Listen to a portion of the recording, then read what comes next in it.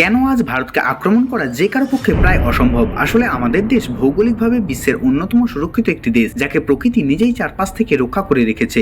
উত্তরে রয়েছে বিশ্বের সর্বোচ্চ পর্বতমালা হিমালয়। 2500 কিলোমিটার জুড়ে বিস্তৃত এই পর্বতমালা ভারতের জন্য একটি প্রাকৃতিক প্রাচীরের মতো কাজ করে, যা অতিক্রম করা অনেক কঠিন। পূর্বে ঘন বন, পাহাড় এবং সংকীর্ণ পথ রয়েছে, যে কারণে দ্বিতীয় বিশ্বযুদ্ধের সময় জাপান যখন এই রাস্তা দিয়ে ভারতে প্রবেশের চেষ্টা করেছিল, তারা পুরোপুরিভাবে ব্যর্থ হয়েছিল। পশ্চিমে রয়েছে থর মরুভূমি, যেখানে তাপমাত্রা 50 ডিগ্রি পর্যন্ত চলে যায়। 1971 সালে পাকিস্তান যখন এই পথে ভারতে প্রবেশের চেষ্টা করে, তখন ভারতীয় সেনাবাহিনী তাদের ধূলিসাৎ করে দেয়। বাকি অংশটি ভারত মহাসাগর দ্বারা পরিবেষ্টিত, যা পাহারা দেয় ভারতীয় নৌবাহিনী। কিন্তু তারপরেও যদি কেউ এই সমস্ত বাধা পেরিয়ে ভারতে ঢুকে পড়ে, তবে তাদের মোকাবিলা করতে হবে বিশ্বের অন্যতম বৃহত্তম এবং অভিজ্ঞ সেনাবাহিনীদের সাথে। আমাদের সেনাবাহিনী যে কোনো পরিস্থিতিতে লড়াই করার জন্য প্রশিক্ষিত। এছাড়াও ভারতের কাছে পারমাণবিক শক্তির পাশাপাশি নিউক্লিয়ার টায়ারও রয়েছে। এর মানে ভারত মাটি, আকাশ, জল তিনটি জায়গা থেকেই পারমাণবিক হামলা চালাতে সক্ষম। আর সবশেষে আমরা আমাদের 140 কোটি মানুষের কথা কিভাবে বলতে পারি, যা আমাদের সবচেয়ে বড় শক্তি।